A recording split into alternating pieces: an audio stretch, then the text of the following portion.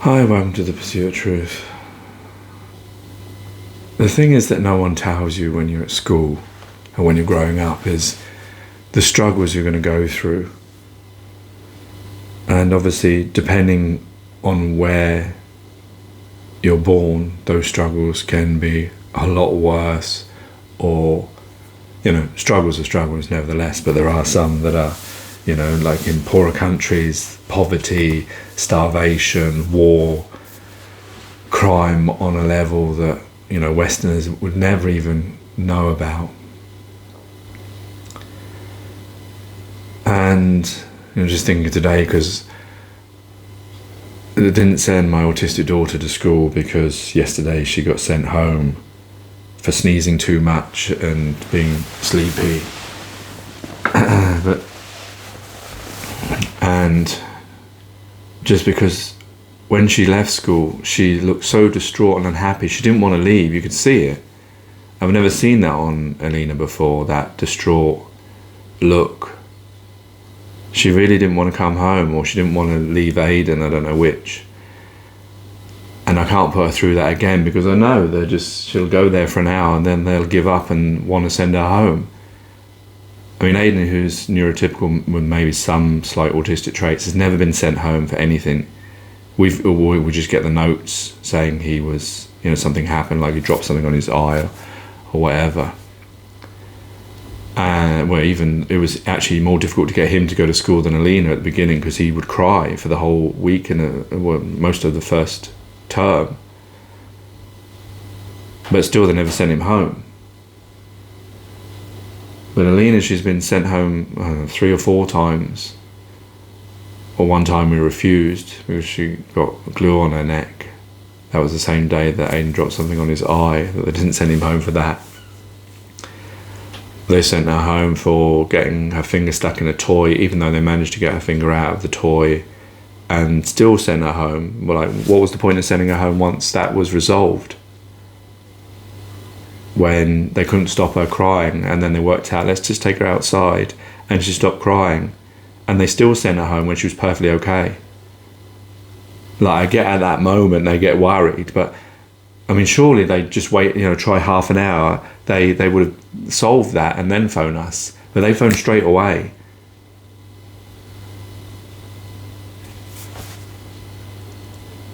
So yeah, a neurotypical has been sent home no times, but had numerous things happen to him at school. Whereas a neurodivergent, a disabled child, I learnt yesterday that 2 disabled children were sent home from school for having a cold.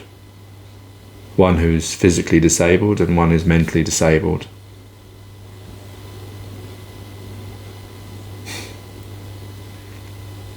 And yet their SEN report says all types of children are welcome and children first and all this kind of stuff. I just don't understand. It doesn't match, and just the world that we live in. And what's it all about, really? It's all about money. That's the reason. If education wasn't connected to money, this wouldn't be happening. This disparity wouldn't be happening. There would be no Oxford and Cambridge. Every school would be like Oxford and Cambridge. Every teacher that was there, well, I suppose no. If you get rid of money and you get rid of the idea of you have to work to have a living, because there's a lot of people that work to have a living that aren't suitable for the jobs that they do, but they just can do them and get away with it.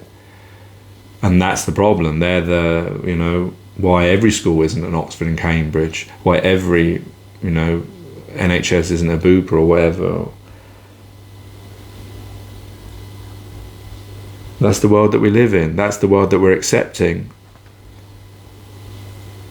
Same with war. War is about possession, is about power and greed and money, all these things.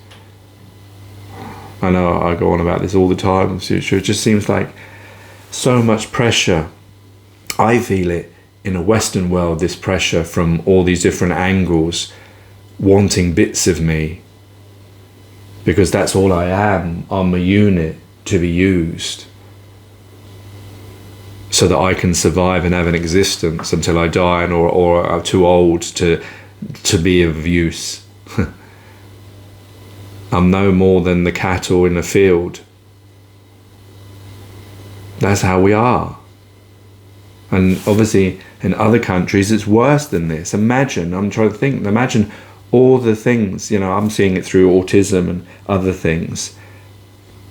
Imagine all the other people, because of the colour of your skin, because of your sexuality, because of your religious beliefs, because of, the place you found yourself in doesn't have enough money, or, has been unleveled throughout time to leave it in this situation because we don't care about each other enough to solve these problems, because we want to keep our money, power and greed and possessions, cut bits of land up and all this. I know I've gone on about 580, was it 6 or 7 pursuits of the truth about these things. If you want to learn more about that, you can check those out. Check out the film Isolated Humanity, check out the Pursuit of the Truth. What's that one that I always put? I can't remember what it's called now, but a lot of our problems would be solved if we didn't live this system that we live. We wouldn't, obviously over time, these things aren't going to get solved because this mentality is in each one of us. These divisions, how we see each other, humanity, fellow brothers and sisters. It would take time to eradicate that, but without moving away from money, moving away from power, greed and possession, cutting up bits of land and saying this is ours and we're only going to look after these people, and we're going to make sure that we're more powerful than the one next to us, all that kind of stuff would go.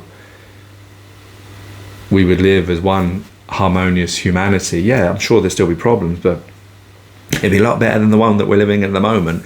It would solve a lot of things like crime. What's crime about? Crime is about possession and money.